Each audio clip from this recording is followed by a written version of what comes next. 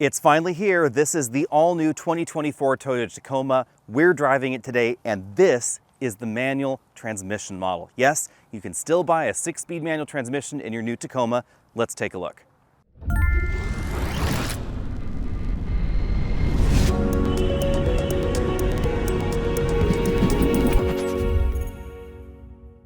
But before we get to the manual transmission, let's talk about the design, which is definitely a combination of classic Tacoma and some modern Toyota design themes. Toyota definitely decided to act cautiously when it came to the Tacoma's design, and that's understandable because this is not just the best-selling midsize truck in America, it's one of America's best-selling vehicles, period, routinely selling over 250,000 units in the United States. So it was important not to alienate existing Tacoma shoppers. So instead of going in a direction, I don't know, like the BZ4X, Toyota decided to go in a direction sort of mini Tundra, and I think the design generally works. We have an attractive grille opening. We do have sort of a sad look, I guess, with the sort of teardrop coming out of the headlights up front, but the most controversial design feature is easily removable, and that is the enormous air dam under the front end of the Tacoma. It's about 7 inches tall or so. It's here because the Tacoma sells in huge numbers, and they need to make this model as aerodynamic as possible.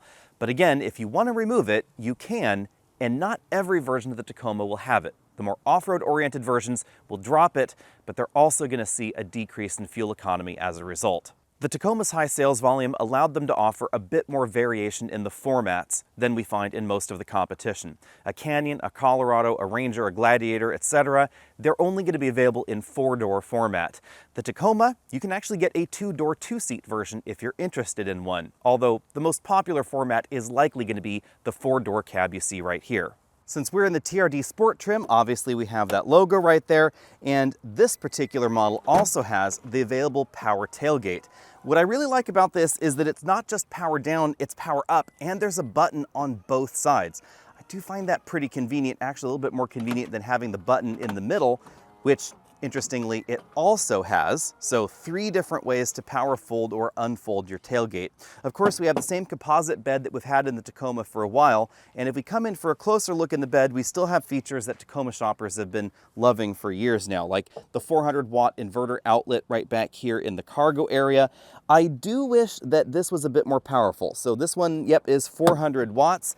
Kind of wish they had upgraded that to maybe 1,000 watts, and on the other side we have a 12-volt power outlet and USB charge points as well. With the tailgate closed, you can see that Toyota was really focusing on the Tacoma because Tacoma is much bigger than Toyota right there on that handle, and they've put the backup camera right there with a light on top of it so that way you can see the hitch receiver. Now, one thing that did surprise me, towing capacity did not really increase that much this year. If you get the upcoming hybrid model, you'll tow about 6,000 pounds. Most other versions are going to be either 6,400 or 6,500 pounds of towing capability, but they did completely redesign the hitch receiver with more aggressive points for your recovery chains or your safety chains right there. We also have some defined lift points on the outside of the bumper, and of course you can bolt on aftermarket recovery hooks or some factory accessories from Toyota as well.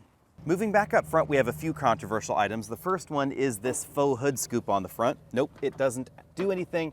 It's not actually connected to anything under the hood, but it does mean if you wanted to modify your Tacoma and make a functional hood scoop, it probably would be a little easier. Then we find the engine itself, which is also controversial because the Tacoma has gone all turbo only.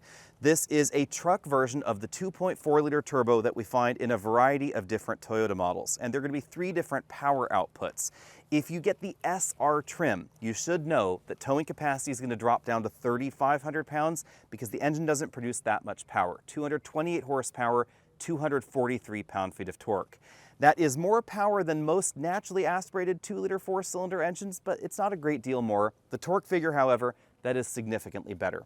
If you want to tow more, you can step up the ladder. If you get the manual transmission, power bumps up to 270 horsepower, 310 pound-feet of torque. That's the one that we're driving right now. If you get all of the other trims of Tacoma, then the engine goes further up to 278 horsepower, 317 pound-feet of torque, and power is routed through an 8-speed automatic transmission. Now, if you want even more power, there's going to be a hybrid model later. Unfortunately, I haven't been able to drive that one. That's not coming until spring of next year, so be sure and stay tuned. And that means that fuel economy is going to be between 20 and 23 miles per gallon for the regular 2.4-liter turbo. Unless you choose the manual, then it's going to be 20 miles per gallon combined. We don't have any estimates for the hybrid model, but my personal guess is it's going to be somewhere between 27 and 28 miles per gallon, because that's around the range that we've seen in the somewhat closely related brand new Land Cruiser for America. Let's take a look under the body of the Tacoma. We have the new Tacoma's frame over here on the left, the old Tacoma's frame over there on the right. Over here in the new Tacoma frame, you can see that we have different cross members in the back, different design there for extra rigidity, better support. We also have the two different kinds of mounting points. This particular one here has the coil spring rear suspension. This exact same frame will also support leaf springs depending on the model that you get. We have the dampers up here in blue. You can see the coils over there and the coil mounting tops right there. Gas tank is over here on the passenger side. Here's the new transmission and the new inline 4-cylinder engine. You can see it is slightly rotated to the side, as we see in a number of other vehicles out there. Turbos over here on the passenger side, and we have the sort of double wishbone style front suspension up front there. Moving over to the older model, you can see we have definitely a different design to the frame back there in the cargo area. Leaf springs down there, the damper again in blue, and then you can see the position of the older engine and transmission in the vehicle. The V6 is a little bit shorter than the 2.4-liter turbo by all appearances, but it does look like the new transmission is a little bit slimmer and perhaps helps give us a little bit of extra interior room. Over on this table, Toyota has brought out some of the various components like the disconnectable front sway bar. That's a really cool touch that we're going to find in this vehicle. And then over here you can see how the tow hooks or recovery hooks actually bolt to the frame elements of the vehicle. So nice big sturdy bolts, and then those would be sticking out so that way you could recover your vehicle. Let's get the manual transmission out on the road before we take a look at the interior and the other trims, because I don't have a lot of time with this. But first, let's look at the shifter here. So reverse is over to the left and up. That's not my favorite location, but I do think that the shifter has a nice solid feel to it. It does have a pretty long throw. Check that out. That is second, that is down there to fourth. So it is a very long throw manual transmission. It definitely has sort of a tractor-esque feel to it. Really nice on-center feel, however. We have an electric parking brake down here rather than a manual parking brake. Clutch pedal, that actually has kind of a long travel. It is slightly higher than the brake pedal. I don't particularly mind that, but the engagement is kind of high up in the travel. Overall, I'm really glad that Toyota has opted not just to keep the manual transmission, but they're not relegating it only to the base trim, and you get 270 horsepower, so you're not stuck with the base 228 ponies either. Out on the road, you're definitely going to notice the long shift travel and the long clutch travel as well. Engagement is really high up on the clutch, and that's something that will take a bit of getting used to. But we should be happy that a manual transmission exists at all in this vehicle, because you just don't find one in so many pickup trucks in North America. One's not offered in the GM Twins, for instance, in this generation. And I also again appreciate the fact that Toyota has given us more oomph with the manual, and you will notice it. This definitely feels peppier than the base 228 horsepower model, although you're definitely going to go faster 0 to 60 if you choose the higher horsepower model with the automatic transmission. You're also going to be getting better fuel economy, and that's something that I know a lot of folks are interested in when it comes to small trucks like this. If that's of concern to you, you definitely want to get the auto. You're going to get about 3 miles per gallon better fuel efficiency. I'll talk about the driving dynamics a bit more when we get the next Tacoma out on the road, but with this one you can instantly see the greater refinement in the steering, in the suspension, and especially in the rear end of the vehicle. The bed is of course empty right now, and thanks to the coil springs, this has a slightly more compliant ride than a lot of the competition with just leaf springs in the back. I'm actually surprised that Toyota opted not to make the coil springs standard. You can get the base trucks with the leaf springs still. Some people are very into that particular suspension design, but I think I would go for the coil springs. Now, that does not mean that this is an independent rear suspension truck. It is a live axle in the back, but it has coil springs instead of leaf springs. So it still has that dependability and that durability that you'd expect with improved ride quality thanks to the coil springs. This may be somewhat controversial, but I never really cared for the way the V6 engine sounded in the previous generation Tacoma. This 4-cylinder engine, it still sounds a little gruff, but I think it sounds better than the other 4 cylinders it's competing with. And interesting twist, it doesn't actually rev that high. A lot of folks had assumed this would be some sort of high-revving passenger car focused tune for this 2.4 liter, but this actually redlines at 5,200 RPM approximately, so it doesn't really have to rev up that high to give you over 300 pound-feet of torque. And you will definitely notice the torque out of this engine. Even hanging out at 2,000 RPM here, you get a decent amount of pull. You also get a reasonable amount of turbocharger noise in the cabin. Now, some folks are going to like that, some folks aren't. I think it's kind of endearing. Turning radius, still not the Tacoma's forte, but you know, this is still going to be easier to park than any half-ton pickup truck in America. And out on winding roads like this, it is certainly going to feel more nimble than a big truck. Definitely more nimble than the Tundra, of course, in Toyota's lineup. If I were shopping for a Tacoma right now, I have to say I'd be hard-pressed to not choose the manual transmission. I think it's just a really great pairing for the personality of the Tacoma, the fact that this is a little bit different than the other popular trucks in America. Remember, this is one of the best-selling trucks, period, in the United States. This outsells the GMC Sierra, so clearly a lot of people are interested in this format of truck, and I hope more are interested in the manual transmission in this generation, thanks to the extra power and thanks to the turbocharged engine, but only time will tell. If you want features like acres of chrome, power running boards, an adaptive suspension system, and in the future, a full-time all-wheel drive system, you're going to want to take a look at the limited trim. That all-wheel drive system basically is going to happen on the upcoming hybrid model only. The front end is pretty similar to the rest of the lineup. We get basically the same headlights there, but we get a much bolder and chromier grille. We also get a chrome insert right there around the fog lights. Let me know what you think of the look.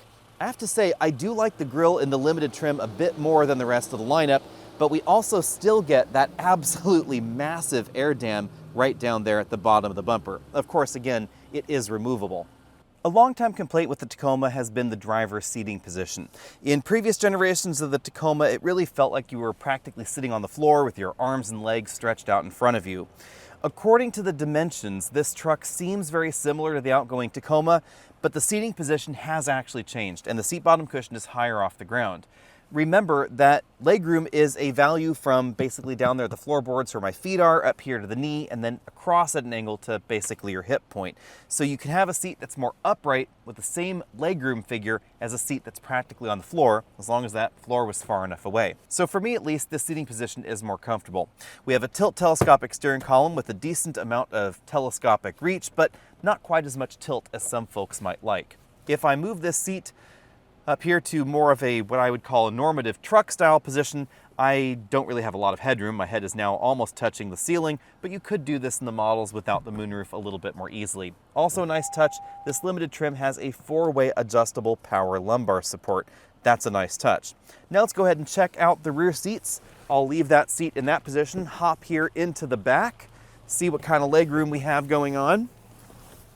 With this front seat adjusted for me at 6 feet tall, I have a few inches left.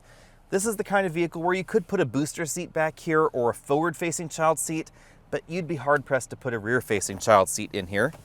Moving to the middle seat position, legroom is, it's not too bad over here on this side. Headroom, my hair is brushing the ceiling but not touching the ceiling. But all the way over here on the right, I can get back here technically. This front seat is all the way back in its track, suitable for a taller driver. If you're maybe 6'3" or 6'4", the seat would probably be in this position, and you really wouldn't have enough room in the back for an adult to sit behind someone. If you were trying to do that, you probably need to take a look at the Ridgeline in the mid-size truck segment. You aren't really going to find that much more room in the back of a Colorado, a Canyon, or a Ranger, etc. But rear seat headroom is definitely decent. I noticed that in the Colorado and Canyon, rear seat headroom is oddly limited. In here, I have about 1.5 inches left, so headroom is fine, legroom is a little bit tight.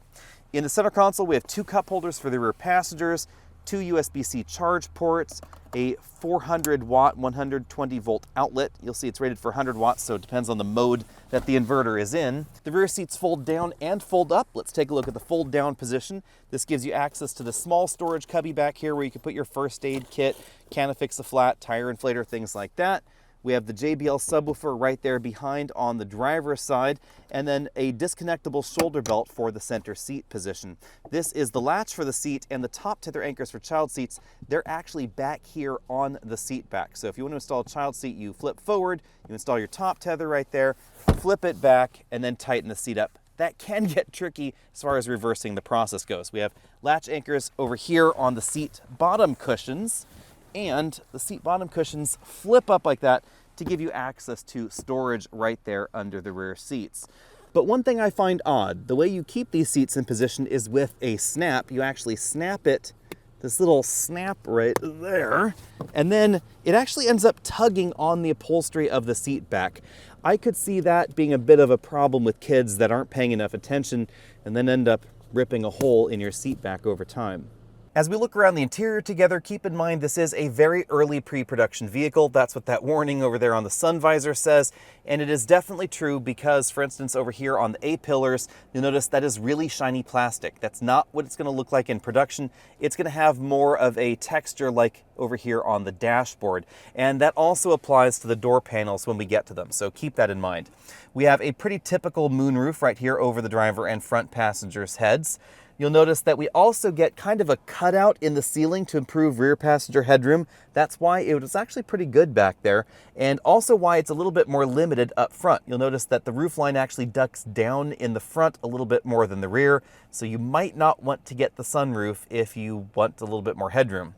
Height adjustable shoulder belts happen up front for the driver and the front passenger. Since this is a limited trim that we're looking at now, we have this light leather upholstery with some gray inserts. So a gray seat back insert right there, and then more of a textured insert right there in the middle. The pattern in the seat perforations is really interesting because not only does it have a shape to it, but inside we have light and dark color variations to really give that some added depth.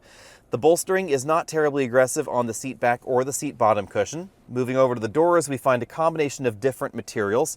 Light colored insert right there in the middle, that matches the seat. We then find some charcoal stitched pieces, some charcoal upper stitched pieces, and again, those plastics that are not production intent. So things are a little bit shinier than they really will be on the doors right there. Sorry about that, everybody. Down here, we have some extra storage right there in the middle of the door, as well as down there at the bottom of the door with that bottle holder. Speaking of storage, moving up here to the dashboard, we have more storage above this Tacoma logo. We have a two-tiered dashboard, I guess you could say, with this charcoal upper section, that sort of faux wood trim midsection, and then the stitched lower section right here. This is the glove compartment. It opens to reveal a bin and sort of semi-slot style compartment. I was able to fit an 11-inch tablet computer inside, but if you flop open the bin, that tablet computer can end up spilling out, so definitely be careful. Moving up to the dashboard, we have kind of an interesting, sort of unusual thing where this USB port over here on the screen, that is the one that you would use to interface with Apple CarPlay or Android Auto. And that means that you're probably going to end up putting your smartphone over here in this tray in the dashboard rather than really in the center console. Also up here on the dashboard, we find the removable JBL speaker. This is an optional touch. When docked into the vehicle, it will function as a center channel speaker. You can then undock it and use it as a portable speaker. I don't know exactly why I need that, but it seems kind of a cool touch. But a cooler touch is definitely this big LCD infotainment system. I have to say, as big as this screen is, I think Toyota did a really good job integrating it with the dashboard. Yes, it does sort of hover on there, kind of like a tablet computer, but I think that the design actually works with this interior, and it doesn't always in other vehicles. This will support basically full screen Apple CarPlay or Android Auto. You can also get factory mapping, and the software is functionally identical to the current generation Tundra. So if you want to know more about that, be sure and check that out. Below that, we get two big air vents positioned nice and low in the dashboard. I really appreciate the fact that the screen is up there rather than lower, so that way you can have air vents exactly where you want them.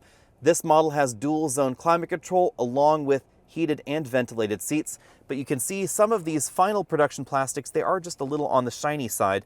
I am surprised by that. This is the only real area in here where we have shiny black plastic as far as a touch area. It's right there around those buttons. You will find a little bit of it around the bezel for the infotainment system, but most of the other plastics in here are going to be more durable, more of this matte plastic where they aren't going to show fingerprints or scratches quite as easily.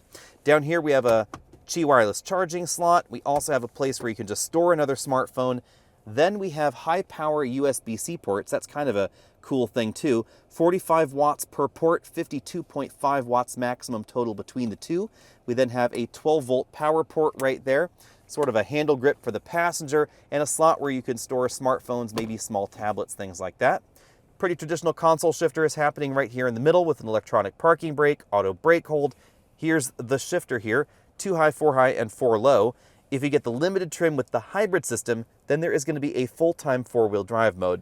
We have the drive mode selector here, which allows you to go between Sport, Sport S, etc.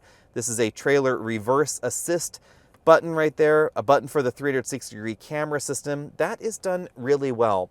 They've improved the resolution of the cameras, and they've also given us this sort of augmented reality mode where you can spin the vehicle around and see what's around you. Going back to the center console, we have two big cup holders there, a reasonably sized storage area. It's not the largest. Remember, of course, there's a transmission and a 2-speed transfer case under there.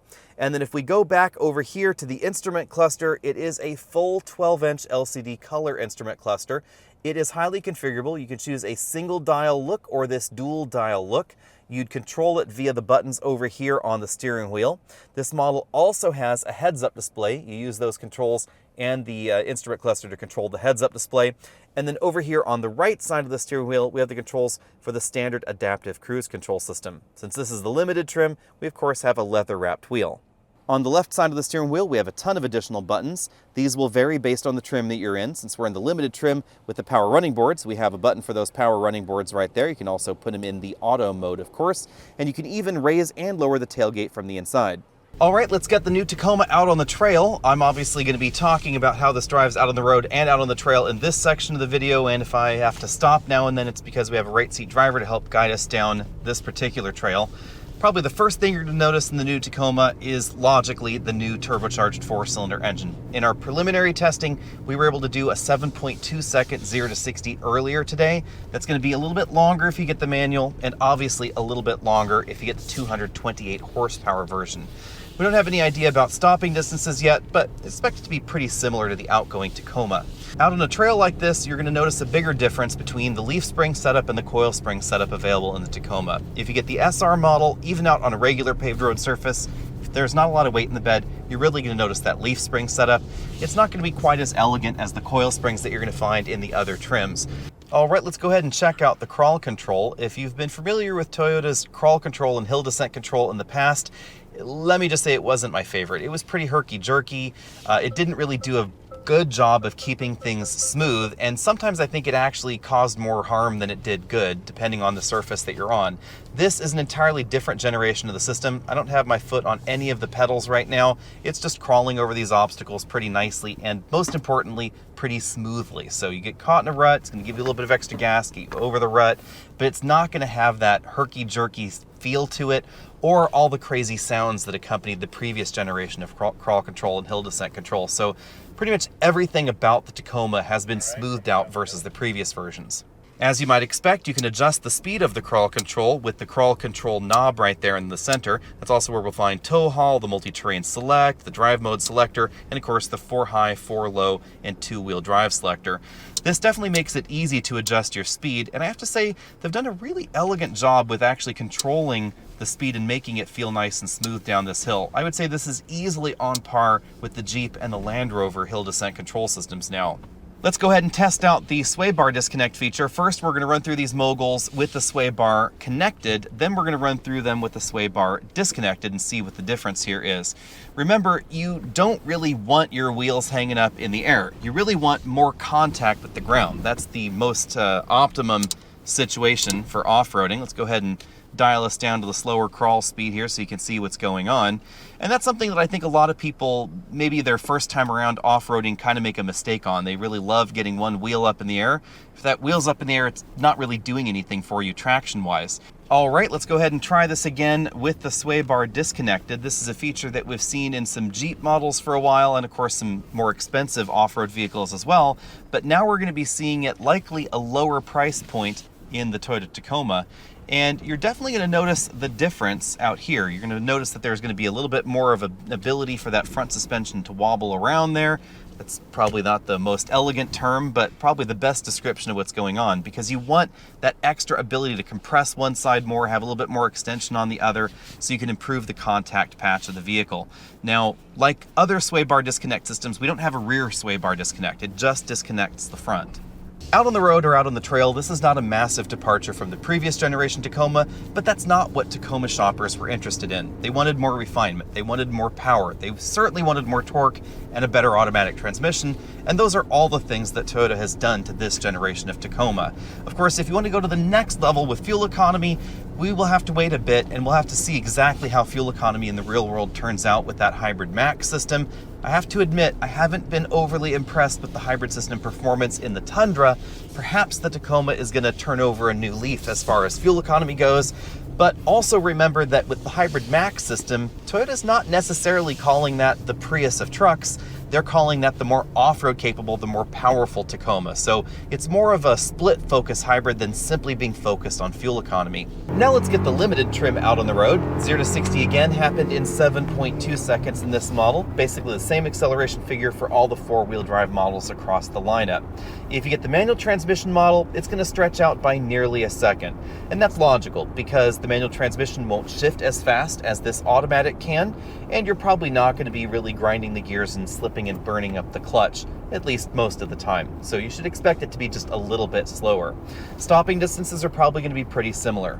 Now, I was finally able to get an answer as to why the manual transmission model has a lower rev limiter than the automatic transmission model. Apparently it has to do with some flywheel harmonic issues, and they decided to veer on the side of off-road capability and making the engine a little bit more difficult to stall off-road, and that resulted in a few compromises here and there. Because the engine doesn't spin quite as fast, because the RPM limit is lower, that's why the power output is a little bit lower than this version. So basically the same engine, basically the same tuning, they just cut out power a little bit earlier on the RPM side. Now there is some confusion as to whether this specific limited trim has the adaptive suspension system, so let's just pull over and check real quick, and I will be right back and tell you. And the eyes get it. It does have the adaptive suspension system, so let's get it back out on the road and really see, because when I was turning the drive mode selector, it felt like the small imperfections in the road were more noticeable in sport mode than in normal mode. But honestly, there's not an enormous difference between the two modes, so it is a little bit difficult to discern. Right now we're in the Sport Plus mode. The bigger thing you're going to notice is that the transmission shifts are more urgent and the throttle mapping is a little bit different. But I actually like the way the suspension feels out on the road. It certainly feels more compliant, I would say, in every mode than the other versions of the Tacoma we drove earlier today, mostly on the minor imperfections in the road. You'll definitely notice that with the coil springs in the back and the adaptive suspension system together, this is going to ride more comfortably than just about every truck in this segment, except for maybe the Honda Ridgeline. But honestly, I would say this doesn't come too far from the Ridgeline when we're in the more comfortable mode. Let's go ahead and dial it back there and see if anybody can tell the difference. With the suspension mode dialed down to comfort, I think you can notice a bit more of a difference in some of the larger imperfections than the smaller ones. This seems to sort of dive over those smaller imperfections pretty easily. This is definitely one of the better riding mid-sized trucks, and I would say this is definitely better than the rest of the Tacomas that we've been driving today as far as ride comfort goes. But honestly, all of the Tacomas have become significantly better, except for the SR trim, which is still pretty firm because of those leaf springs in the back. If you want the best handling and the best riding mid-sized truck, you want the Honda Ridgeline. And that's of course because it's a pickup truck Honda Pilot. It has a fully independent suspension in the back, a torque vectoring axle back there as well, and a lower center of gravity than you'll find in a body-on-frame design like this. Yes, this does have coil springs in the back, it has an adaptive suspension system, etc., but it still has a solid axle in the rear. And there are always going to be pros and cons to every car design. This is going to be more durable, more rugged for off-roading and for heavier duty. It's going to give you that full locker in the rear. It's going to be more capable for off-roading. It has a 4-low mode, etc., but it's not really going to be a rock star when it comes to a winding mountain road like this. Bottom line, Toyota has done exactly what they needed to do with the Tacoma. They've made it even more civilized than before. They've given it extra luxury goodies for the people that want a Tacoma but don't necessarily need to tackle Moab every weekend. And that is exactly where this limited trim fits in. And then they've also given us upgraded base models for people that maybe want to use their mid-sized truck as a work truck, something that's practical and rational and right-sized for someone that maybe has parking constraints and they don't want to fit a full-size truck in their driveway. And that's all possible because Toyota sells so many Tacomas. They sell over 250,000 Tacomas a year, and that allows them to have the variation in this lineup that we see. And that's part of why we don't really find that variation in the competition's trucks. Instead, there are competitors to the Tacoma, but none of them are really going to compete across the line with this vehicle. You'll find better handling and better ride quality in the Ridgeline, but really not too much else versus this. You have the practical in-bed trunk, that's kind of a nice feature. You'll find more off-road capability in the Gladiator, but not as much practicality and price tags that are much higher than this. You'll find an excellent engine lineup in the GMC and Chevy trucks, but they aren't going to focus on the same sort of less expensive side of things. They aren't going to have an SR competitor, and they're not really going to have a limited competitor in that lineup either. There's no full-time four-wheel drive system available like you will find with the full center differential in the upcoming hybrid model. There isn't a hybrid model to start with. And then of course there's the new Ford Ranger. We are going to see some additional models in the Ranger lineup coming soon, but at the moment it's still competing with maybe middle slice of what we find here in the Tacoma.